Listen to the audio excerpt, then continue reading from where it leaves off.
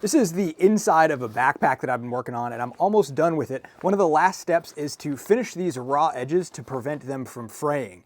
To do that, I'm going to encase them in this grosgrain ribbon. This backpack has a 1/2 inch seam allowance, so I'm going to be using 1 inch grosgrain ribbon folded in half and sewn to those seams. I have an industrial sewing machine, but I don't have a binding attachment for it yet, so I'm going to show you how I do it manually. The first step is going to be to fold over the grosgrain in half and crease it. I find that that gives a better finished look, and to do that, I'm just going to go bit by bit, fold it over in half, and then press it against the edge of my sewing table. This can be a little bit tedious, but in my experience, it does make a much more consistent result.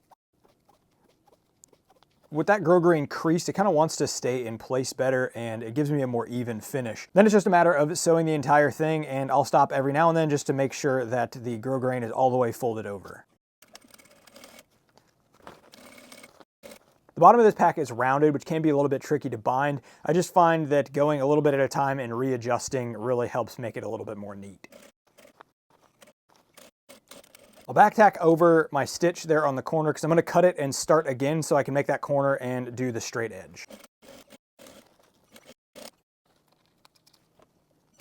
Now I've got all of those raw edges of the seams encased with this grosgrain so they won't fray. It'll add some extra strength to the seam, and it just looks pretty nice. I suppose one of these days I'm going to get an actual binding attachment for my sewing machine, but until then I'm going to keep doing it this way where I just fold and crease. This also works well if you have a domestic sewing machine.